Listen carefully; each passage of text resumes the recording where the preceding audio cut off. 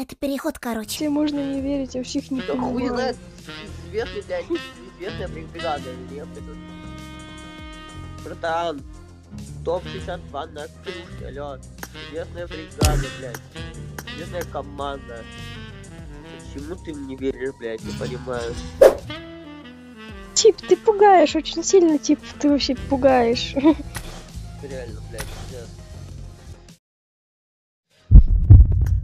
Забили же уже 750 рублей. 750.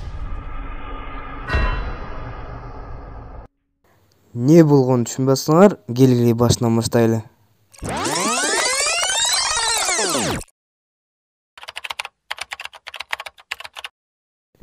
Түнкү саат 3-тө PUBG ойноп жатсам, бир орустар чакырып, кланыңды кокусуна сатпайсыңбы деп сурашты. Мен канча аласыңар десем 700 рубль дегенде сатпайм деп чыгып кеттим. Дагы бир орустар чакырып 1200 рубльга сунушташты. Мен ойлонуп туруп жок деп чыгып кеттим. Ошол кезде мен кланды сатса болорун билдим. Жана бардык окуя ушундан кийин башталды.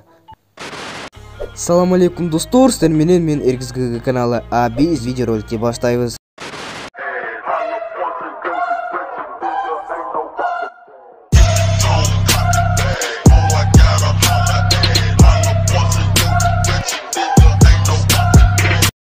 Эгер эч нерсени түшүнбөй атсаңар, келгиле барын түшүндүрүп берейин. Неге кланымды сат деп атышты? Анткени менин кланым почти 10 уровень болчу.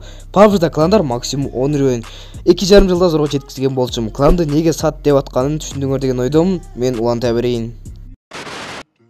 Кыскасы айтканда, кланды сатса боло турганын билип, акча керек болуп калып сатайын деп чечтим. Общий чат жактан клан сатам деп жазып жаттым. Анан эч ким чыккан жок. Акыркы жол жазганда бир орус чыкты. Ал кирип эле канча сатасың деп сурады. Мен 1000ге дедим. Ал неге кымбат деди. Мен кече бирөө 1200 алам деди. Сага арзан сатып атам дедим. Анан ар нерсе болуп атып 750ке сүйлөштүк. Анан мен акчаны жибер, анан лидерди берем дедим. Ал болсо лидерди бер, анан акчаны жиберем деди. Мен алдап кетпейсиңби деп 5-10 мүнөт ойлонуп турдум. Анан девушкасыбы же дос кызыбы кирип, алдамчы эмес, коркпо жооп берем, типа ушундай деп лапшаны илип атышты. Я не знаю, как тебе можно не верить, я вообще их не Да хуй понимаю. знает, известный, блядь, известная бригада или нет, блядь. Не веришь известной команде? Ну как известной, блядь? Ну, популярной команде, блядь, типа, не знаю, в чем проблема. Хз.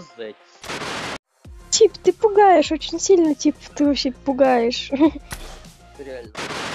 Мен ойлонуп, акчаны кантип жибересиң деп сураганда, Instagram жиберди. Мен подписка таштап, карточка номерин жөнөттүм. Анан лидерди бер, анан акчаны жөнөтөм. Алдабайын деп миллион жолу айтты. Анан мен макул болуп лидерди бердим. Лидерди берген кезде менин жүрөгүм уже эле түштү. Ал акчаны бербей койсо не болот? Мени алдап кетеби деп. Анан ал кландын бардык оюнчуларды чыгарып, өзүнүн шериктерин чакырып баштады. Мен инстага кирип акчаны жиберип кой деп аттым. Ал кирип акчанын чегин жөнөтпөй, переводуна 750 рубль деген сүрөтүн жөнөтүп койду. Мен Москвада болбогондуктан жана карточкам жок болгондуктан братанымдын карточкасын жибергем. Братанымдан сурасам, жок, келген жок деди. Мен күтүп дагы сурасам, жок, келген жок деди. Мен уже алдап кеткенин сездим. Ошо оруска жазсам, мен акчаны жибергем, дагы карап көр деп шылтоосун айтып жатты. Анан мен чегин жөнөт дедим. Ал дагы шылтоосун айтып, Instagram'дан заблок кылып койду. Анан мен башка ак менен жазылып, ВКсын таап алып, окей, брат, на том свете увидимся деп жазып жибердим. Анан ал ВКдан да заблок кылып койду. Мына кыз жанагы лапшаны илип аткан кыз болушу мүмкүн. Анан кеч Instagram'дан заблоктон чыгарып, типа мен акчаны эми жөнөттүм деп дагы лапшаны илип кайра заблок кылып койду. Анан братанымдан сурасам, жок, келген жок деп айтты. Мени PUBG'да друзьядан да өчүрүп койду. Мен аны кайра кошконда аракет кылдым. Instagram'дан досторуна да жаздым. Эч нерсе чыккан жок. Бул окуядан кийин PUBG ойногонго да желание калбай калды. Бир жума ДШБ болуп жүрдүм. ДШБ бул душевно больной человек. Душевно больной человек. Бир жума ошондой болуп жүрдүм.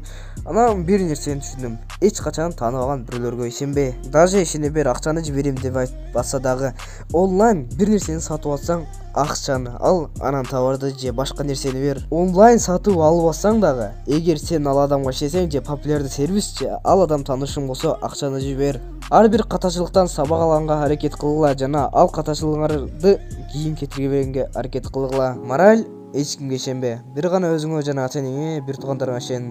Билип кой, бетиңе күлүп жүргөн адамдар да артыңан да сүйлөшүшү мүмкүн. Ушу менен окуя бүттү. Эгер ушундай формат жакса, лайк бас, каналга жазыл. Эгер актив жакшы болсо, дагы бир окуямды айтып берем. Ютубта көрүшкөнгө чейин жашалла.